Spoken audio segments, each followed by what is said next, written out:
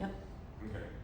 Hello everyone, welcome to A World Connecting Unreality. And before we begin, here's a little about me from our panel hosts. So yeah, hello, I'm Aya, or Shiny Vixen. Here are my socials here, and if you're wondering who I'm cosplaying as, I am Adagumo no Sarakimaru, the extra stage boss from the second Lennon Game. Hi. Hi. I'm Ender. But yeah, I don't really have much in terms of socials, other than like YouTube and stuff. But yeah, I do occasional things such as like covers and stuff. And currently, I'm cosplaying as Kuroji Shikado, the Stage 5 boss from Lennon 1, and also recurring playable character. You were only playable like once, right? Yeah. Yeah, no need to rub it in here. What's wrong with you? You're so mean. Alright. So, we all know love Toho fan works, right? You know, the fan games, the manga, whatever the hell Bad Apple is. And of course, Bumo's and this thing. But yeah, it's impressive how much fans can do with pre-existing Toho material. And oftentimes they create original material to go in with that, like OCs and original songs. But what if someone made something that's completely original? No, Undertale does not count for the purposes of this presentation. Enter Lennon Project. And I'll take the honors from here. Lennon Project so far has 4 mainline games, currently a spin-off in the works called False World, and though there was one spin-off game called Book of the Cafe, but it has since shut down, which is a letdown. And this will be our topic for today, but beforehand, we're gonna go into some history of how it all started. Cue in Emergency Everyday. So Emergency Everyday is technically considered lost media nowadays. It is a bullet hell game made by a small circle called Last Plus, and seen in the original Nico Nico Dolga video, it was formatted similar to the Toho UI, pretty straightforward for something inspired by Toho. I mean, this is Toho Fest, what are we expecting? And over time, they didn't have the effort to actually work on the game anymore, so they sent its rights to another individual who is affiliated with said circle. And let's see here, they got completely original characters based off second members. Yeah, completely original. I mean, I can't see any hint of copying in this design, right? Like, come on, classic characters like red and white and black and white. Yes, that is actually their names. Yeah, definitely not Marissa and Rainy. Yeah, definitely not anyone that we know. Anyways, enter Jinx. So Jinx here is indeed the creator of Lennon Project. This guy with the Patapon looking icon, yeah, that's him. But tell me, how does this individual affiliate with Toho and its community? Well, you see, Jinx is the creator of the PC98 remake videos that he would post on April Fool's Day. Anyone know those? No? Oh, good. Nice. I was gonna feel old there for a second. Yeah. Yeah, now we were kind of acting our age, but oh well. But it is indeed made at a time where it was a cryptic PV. It had an original Toho style song and Hifu-like characters, so that's what Jinx made over here. This separate album that was a Toho style work, which we will get to later on. And also, of course, Toho references are everywhere. Inspiration. Yes, we will get to that later. This ends up being really important later on. Anyways, quick plot synopsis of Lennon games for anyone unfamiliar. In the first Lennon game called, Evanescent Existence, a group of people get warped to a strange, sealed-off land that's called McGenry, and it turns out that it was the local Shinto priest and dictator could find a successor while they go to the outside world. Yeah. They say it's for a vacation, but I don't like that. Yeah, that's pretty much a dystopian world. People are getting isekai too, so that's lovely. Yeah, for all intents and purposes, it's just legally just Ink and Sokyo at this point, but that changes Or- over time. In this case, they're going to realistic now, which is real life. Alright, so Lenin 2, Earth and Miraculous Sword. Local snake gets a hold of the Kusanagi or Tasoken in this game. Yep, that's right. And it ends up making the weather go completely crazy. But it turns out that the Tasoken in this case is a fake, specifically a bottle opener. Hey, what's wrong with bottle opener? I paid a lot for that. Yeah, I don't get it either. Oh yeah, and some idiot punches a hole in the Mugenri barrier. This comes up in the next game where a bunch of ghosts leak through the aforementioned hole and make the weather cold. Gee, this sounds a lot like BCB. Local insurrectionist attempts to resurrect an ancient emperor using the ghosts. Gee, this sounds like 10 Desires. They use a weird flower to attract the ghost, and the flower turns into Yuko. I am not kidding, that is exactly what their design looks like. Yeah, that character is literally based off Yuko. I am not joking. Yeah, we will show you what that character looks like later. Yeah. Yeah, anyways, fast forward a bit. Isn't using flowers to attract ghosts phantasmagoria flower? You know that's Yeah, Phantasmagoria flower. RMI, Lenin 3 RMI is basically just, Like yeah, let's a write off the mishmash funny stuff of, of like, possibly some do. robots. Yeah, it's kind of insane. Yeah, alright, so, But the fourth one Lenin is 4 where is it's probably the biggest divergence from the Toho formula because this one actually features different endings. And not just, oh, you use the continue or which character you're playing as. No, like, you can actually change what your final boss is. So, Toho 2 has that. Yeah, Toho 1 showed the category. Yeah. right, so, in Lenin 4, Brilliant Pagoda or Haze Castle, there's two factions that are gearing up for war. They're the Dragonfly and Imperial armies. Both of them have way too much bullshit for me to cover here. But basically, you can only pick to really investigate one of them. But choosing neither reveals the main antagonist of the series, whose ability, I shit you not, is to gaslight reality. Wait, isn't that the guy over there Okay, closest to their game. So the gameplay is pretty straightforward. So here you get the life bomb system, you get the scoring, grades in this case thrill, and there's a flash bomb mechanic, which, fun fact, Lenin actually did first, because in Toho 16, they got the release system that is quite similar. And some people have pointed it out before, but honestly, I think the release system is more broken in this case. So pretty straightforward from here. Also, the flashbulb system actually makes grazing have a purpose. So, interesting parallels. That's where I come in. And here, of course, we have Gensokyo. We all know Gensokyo. We are Gensokyo. And next up, we got Lenin's world, which is called Mugenri. So, what they're similar in is that they are separated from the outside world, which we are right now. We're in a fantasy. And here, they also got constructed barriers preventing outsiders from entering. In this case, here, we get the Hakure barrier in Gensokyo, and in the Mugenri barrier. Side note, actually, regarding the Mugenri barrier, is that one comment about it makes it really clear that Mugenri is huge, because they say that it's less of an inside and an outside and more of a front and a back. How big is this place? Who knows? It could be a whole planet, a whole universe. Up to you. But what's also pretty similar is that Shinto priests have large control over these planes. In this case, the Hakureis, and in Mugenri, we got the Senris. And you are a Senri. You're honorary. You two are Senris. That means I have honor. I guess no will. Yeah. You're a mascot. We'll keep in. And of course, we got spell card rules. We can't have a Toho game or a Lenin game without them spell cards. Except for PCI game, that doesn't count. Yeah. Too bad. Though we should also probably mention that in Lenin, these spell card rules are a lot more, how do they say, dystopian.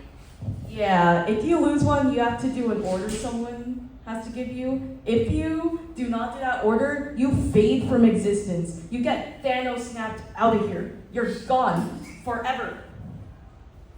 Out of sight, out of mind. Alright, character parallels. Yeah.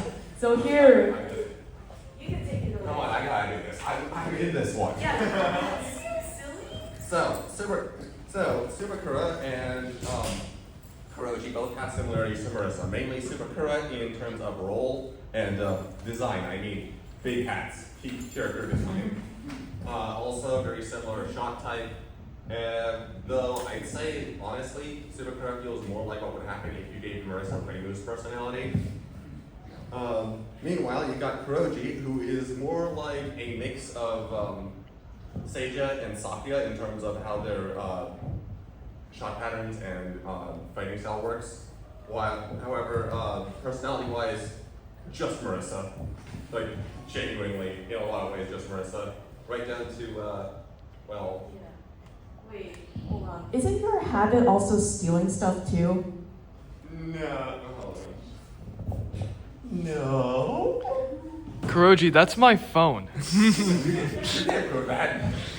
Okay, then. Silence.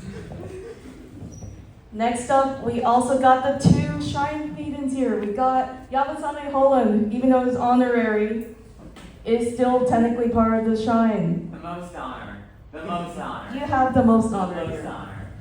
And we got Reimu Hakure, our girl, the myth, the legend, all the way from Hakure Shrine. Of course, these two have their shrine duties. But one thing in particular that's most important is their shot types. They're both homing-based shot types, and they're average across the boards, making them both beginners for all players known to mankind.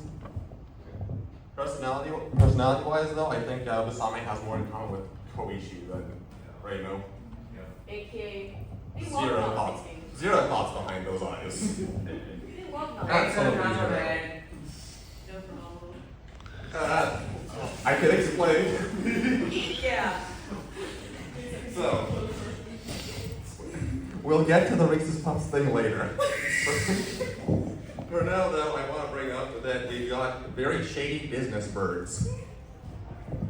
You've got... Here on the left, we got Ibadu's Kokotenchi from Lennon's second game, Earth the Miraculous Sword. And here we all have Aya Shamimaru. Aya. From Mount... well, actually, no, not really. In Phantasmagoria Flower View. Did officially have a boss fight in Mountain of Faith. Here, these birds are known for having really good proficiency in their jobs. In this case, Ibaru here. Have you forgotten the sun incident? Oh yeah, the sun. So, Bro kinda made the sun go away. That's a real thing. I don't know how that happened. Bro wants to be Oku so bad.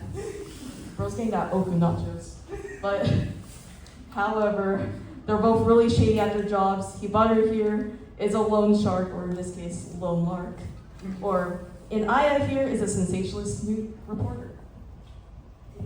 I don't know which one's shadier. Yeah, you decide. And of course, we have the Haniwa characters, which is another thing Lennon predates Toho with. I'm going to let Aya take over in describing what Sukune is like, because Sukune is an experience all on their own. Yeah, Sukune is an entire being that says like, yeah, no, yeah, no, like at the end of every sentence, which is, yeah, that's a whole other being of its own. But They one get angry if thing, you do it because it's their trademark. yeah, This but is canon. yeah, that's true. Also, said person commissioned me the bottle opener. Yes. Yeah, Alan Braces. They're the one who made the fake bottle opener sword. What? Don't call it fake. You're hurting his feelings. Am I wrong with that one? Well, you're not wrong. But one thing about the Haniwas is that Sukune here on the left is known for being an artisan, overall being a craftsman, while Mayumi here uses Haniwa here, though is said to be a warrior compared to the artisan.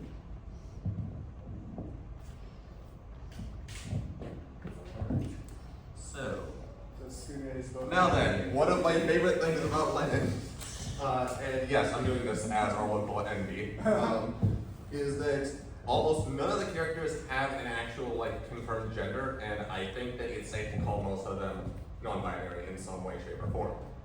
And the thing that I find really, actually, hang on. So, I think that the best way to describe this is to take Jinx's quote from an interview about why they chose to do this, because honestly, I couldn't describe it better myself. When seeing a puppy, many people will think, how adorable, and cling to that thought. But they don't think adorable because the puppy was female, right? If you saw an eagle and thought, how cool, it's not because the eagle was male, right? When you genuinely consider something like that, I believe you don't even consider gender at all. Trying to present that notion, I took the chance to make characters who were nearly all of ambiguous gender. While I have other reasons, this is my primary one. Could not agree more, honestly. Yeah, honestly, that's a really nice statement there. Though, honestly, I kind of wish Toho did this more. So here we're going to go over things that Lennon does in a unique standpoint. Let's go. Sorry, what's spell card creativity? Indeed. Okay, I'd say that's up to you, buddy. these are all on YouTube, so you know about the situation with the Wi-Fi here. Apologies if these lag a bit. So let's start off with one of my spell cards. So my ability is to reverse front and back. So you can see that in this spell card like this.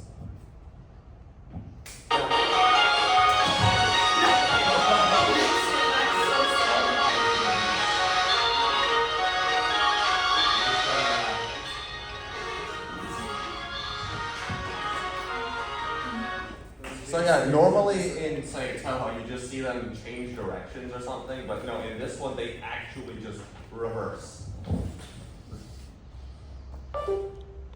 Cha-cha slide to the In left. this case, they actually just reverse, and I think that's really cool in terms of better visualizing and establishing.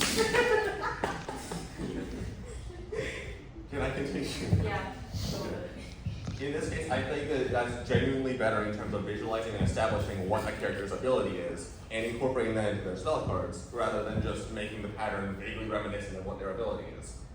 Now then, for this next one, I'm about to give every Land player here PTSD. Oh no. Yeah. This spell card is a nightmare.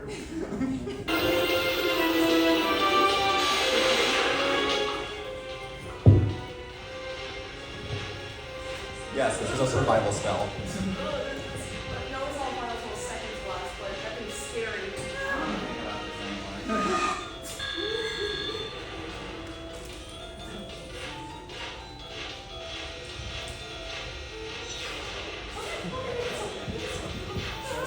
That's my bomb, that's my bomb, that's my bomb, that's my bomb. Alright.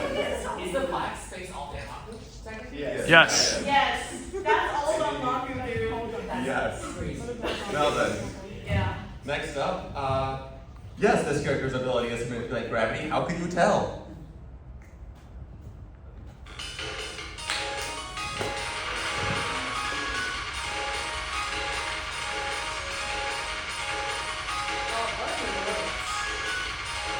Yes, their ability is to manipulate gravity. How could you tell?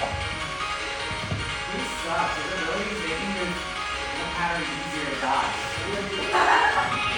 I think that's kind of their whole thing. It's such a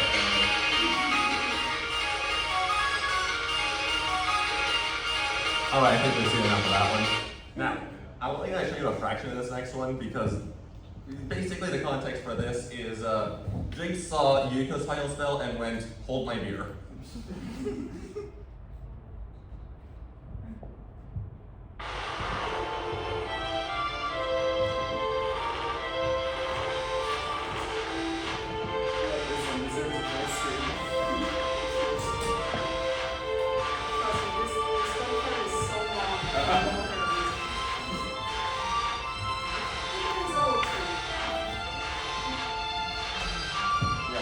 We're not getting through the whole thing, but Yeah, we're not looking at all that. at least let you see a few of the patterns it can do. Yeah. It's so bottle opener, so it's a bottle opener. Yes, this is the bottle opener doing this. See, I told you this sword's important. Show color of face. Yeah, see, that's what you should call it. You do something like this. Yeah, it does lasers for a while and then. Yeah. Yes, that's a Yoda reference. Alright, I think we've seen enough of that. Yeah. Alright, this next one. Lennon fans affectionately nicknamed this spell, how the fuck do I dodge that? Yeah.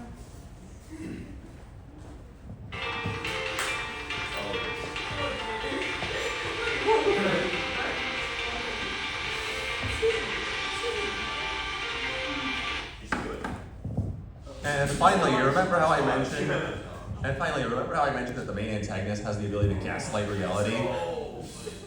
Here's how that looks in action.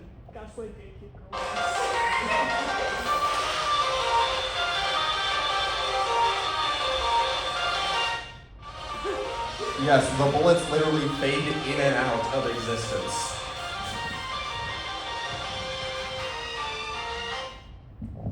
Alright, I think that's...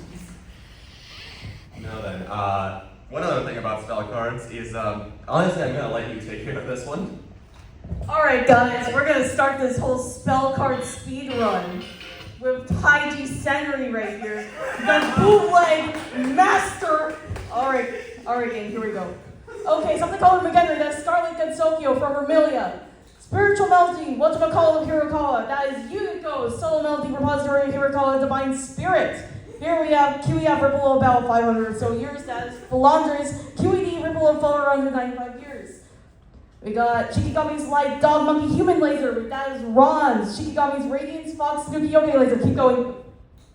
Okay, we got Sinister Spirits, Butterfly working in the Shinto Shrine. We got Evil Spirits, Bewitching Butterfly living in a Zen Temple from Yukari. Next up, we got Secret Killing Art, Astronomical Killing Art. That is Adrian's, Esoterica, Astronomical Entombing. Next up, we got Kaguya's, Divine Treasure Life Spring Infinity. That's also Haiji's Royal Treasure Life Autumn Limited for some reason. And Haiji's side dish, Fujisan, a volcano. And that is also Fujiyama Volcano from Moko. I hate that spell. And next up, we got Scourge Simon Tsugushi-sama from Suwako into Worship Card Misha Misha-sama. I think Haiji might have been to Gensokyo. Yeah, roll up. At least the survival's unique. At least. Yeah, that's one unique spell. Alright, now for something I want to talk about, leitmotifs. So, before we talk about the actual, leitmotifs in Lennon, I want to mention I want to mention two references I noticed to Toho tracks. First off, if you've played PC98, you know Rika's theme. It starts like this.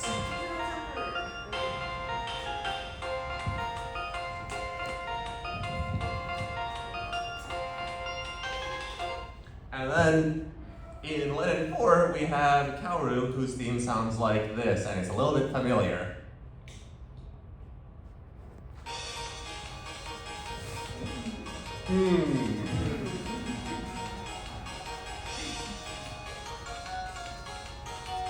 Alright, we're not playing the whole thing. Yeah, it is. I have pointed this one out to me, and now I can't unhear it. This song also from Toho 2. Yeah, I call this the Toho 2 virus. It's everywhere. The Toho 2 virus? Yes. Toho 2 virus. Stand it. It's also in Lennon for some reason. And then we have Kibaru's theme, which starts like this.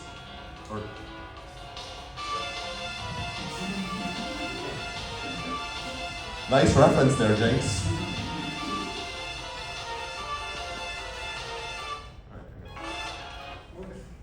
Oh wait, hold on. It's like-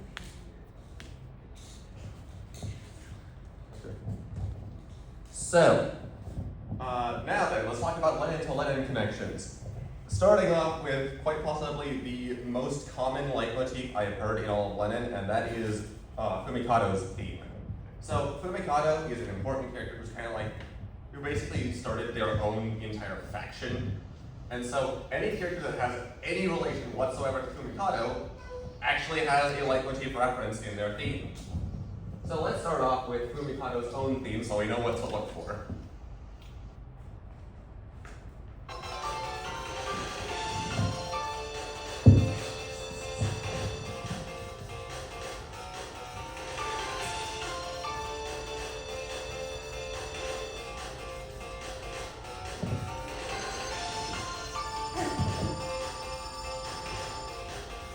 Okay, that's pretty straightforward. We shall be silent. Yeah. Next up, we have Fumikado's second in command, Fujiwara no Yozane, and they have this part in their theme.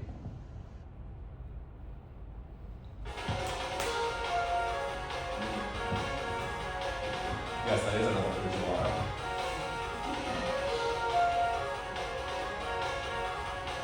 Alright, and that's enough.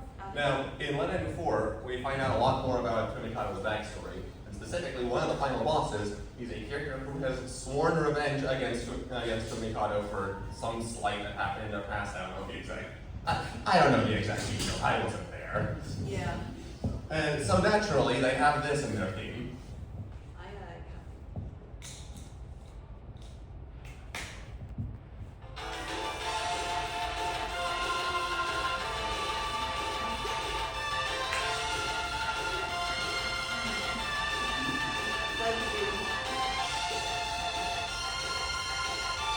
Also from Lenin 4, we actually meet a character who supposedly trained Fumikado, so, well, you know the deal by now.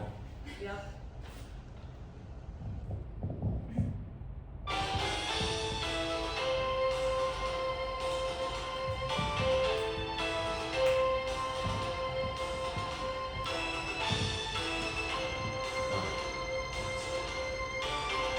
And that's not how the Speaking of Garaya, though, so remember how I mentioned. Speaking of Garaya, by the way, remember how we mentioned that in Lenin 4 that there were two factions at war with each other, the Imperials and the Dragonflies? Well, Garaya is working for the Dragonflies. However, I might have noticed a bit of a leitmotif between their theme and a stage theme from the from the Imperial Imperials. Army. From the Imperials.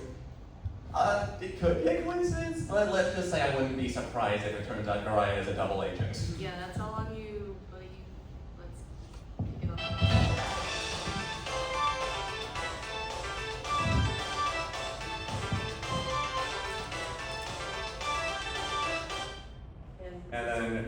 And then the stage theme for the Imperials, it sounds like this. So, you tell me if this is just a coincidence or not.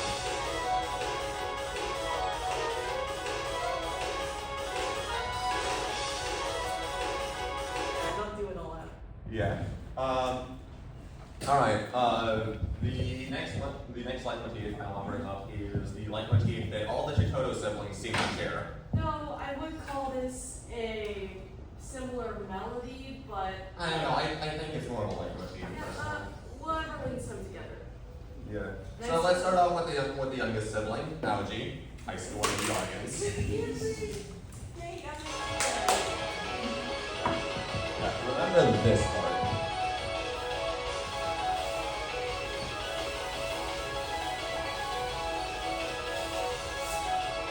Then we have the middle child, Huaka, who has a very different theme, but it has a part that sounds like this.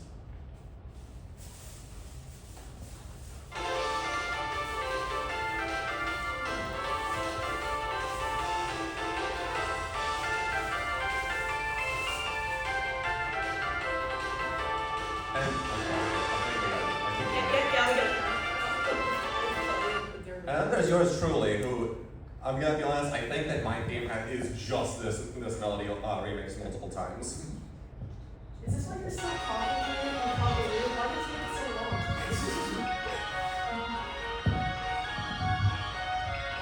Anyways.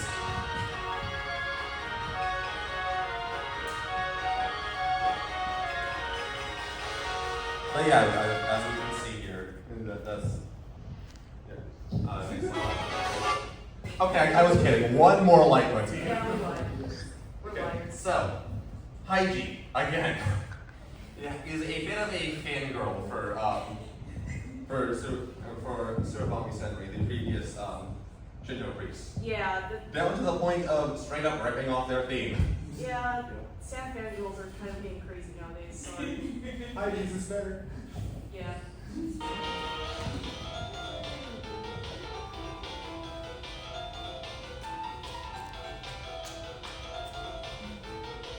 Alright, let's take forward. Alright, let me whip out the fangirl steam here, but oh. And then Haiji has. That's Gee, I wonder what this is a reference to.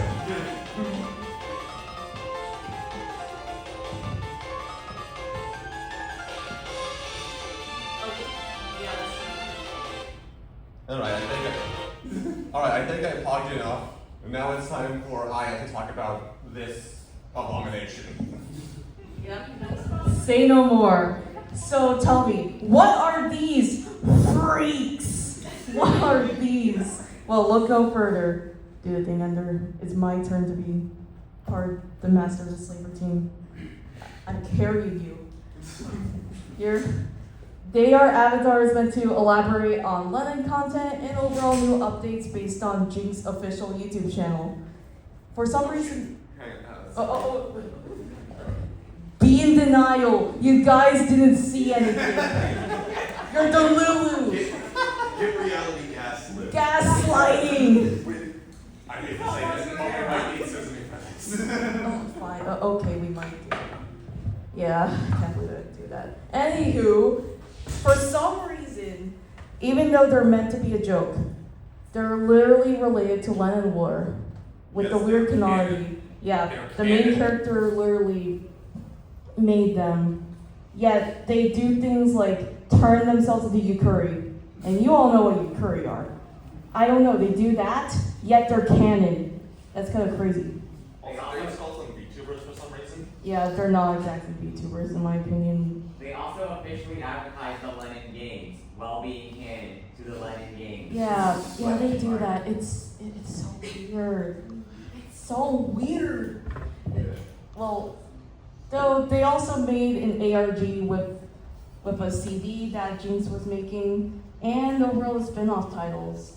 So if you would see like Zoom speaking in streams, here the Monocoids, these little avatars, they're talking for Jinx. Which leads us to the music CD in question. Basically, Jinx released a Kifu CD. I'm not kidding. Anyways, it kind of started off with two characters with fictional accounts on Twitter talking about stuff. I don't remember the exact details. But anyways, it ultimately culminated in the release of this album called A World Outside Fantasy. I don't know why it says A World Outside Fantasy.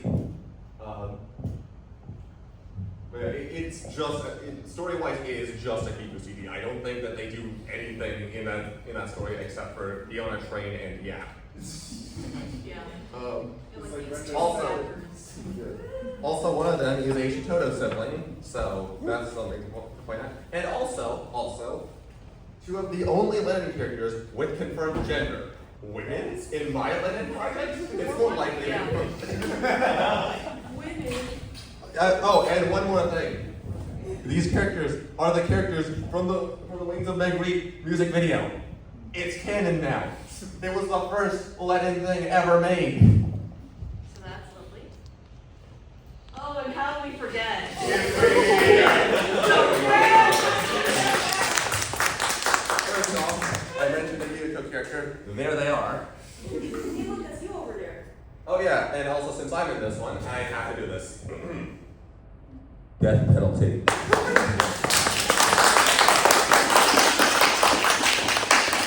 Hey, Wait, wait, hold the presses.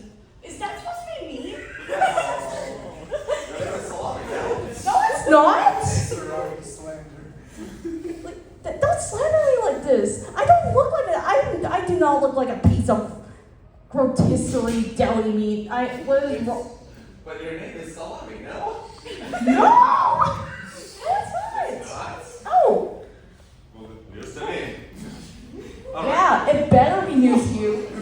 Weather boy. Alright, now we're gonna explain the memes in this case. Alright, finally you're going to get context for the Reese's Puffs thing. Yeah. In that one slide where it showed one character holding some Reese's Puffs. Yeah, Here we so- have it. So, you've heard part of Kimaro's theme already. Uh-huh. But someone decided, for reasons that we cannot possibly know, that this would be a good remix to make. You're on the rest of the bit.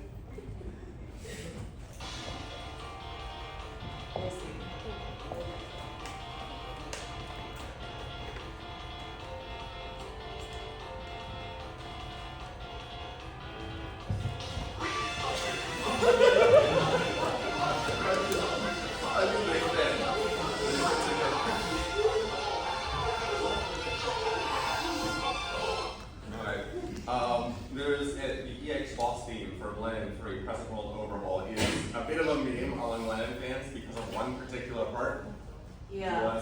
Yeah, I know Jinx specifically said it was inspired by the Trumpet Boy meme, so here we go. Oh no. Here's a meme about it.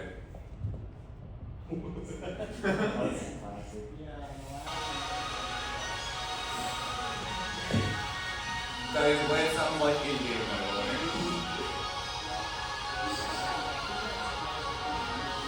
The mixing is terrible. Like, that is a terrible mixing. Well, that's the charm of it, no. Yeah. Alright. They're weird drums. We've got the Ashion meme, which Uh-huh. it's just Lennon's Tina face, all things considered. Yeah. In a previous slide, this is an actual in-game sprite of Shion, and people just sort of photoshopped that face onto everything. Hell, I photoshopped this one myself. Yeah, and here, this one's pretty straightforward. Aneurysm. So, this came from a actual dialogue line where Subakura was saying, I think I'm going to have an aneurysm. And then people just suddenly mean that to existence. Insane. I can relate. Also, there's the Cha-Cha meme, which basically they translated sort of Omni saying something to the effect of, well then, shall we? To, shall we do the cha-cha? That just became their entire canon personality from that point onwards. I love the memes from early canon mistranslations. Go with them now on your list. No, in all wait. seriousness,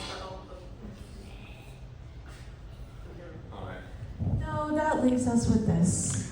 Why did we yak to you all about a game that is basically its own thing yet inspired by Toho?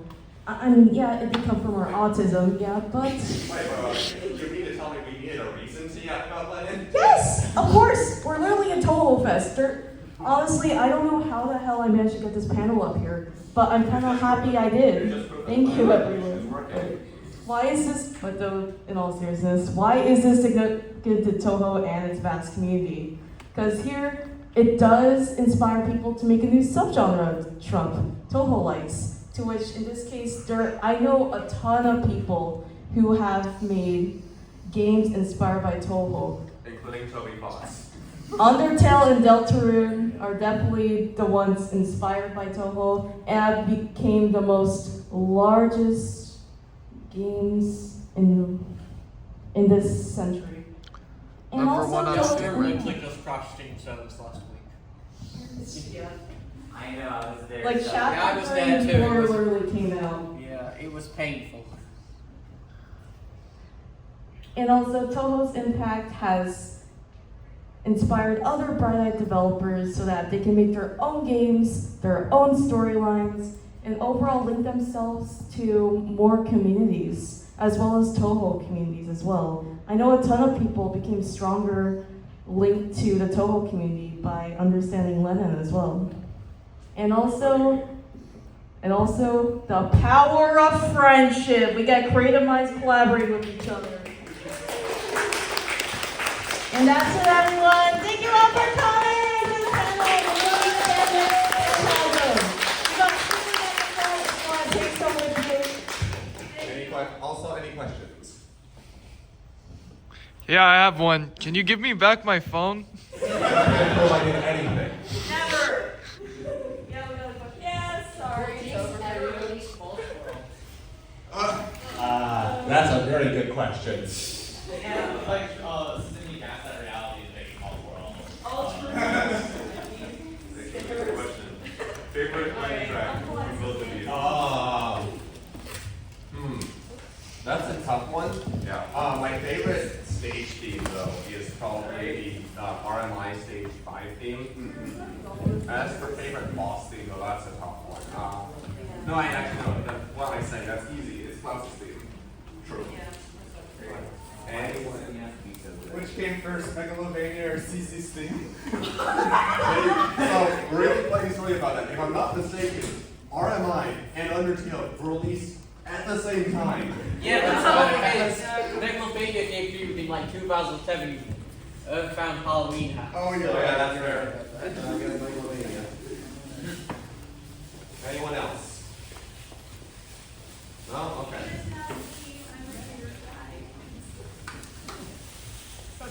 When are you giving Saragi your freedom? Free me! Free me! What are you talking about? Saragi's already free, right? Saragi? Excuse me. Don't you still love Subakura for the pizza arm? For Hawaka's pizza arm? Repeat the entire question. Don't you still owe Subakura for Hawaka's new pizza arm? No.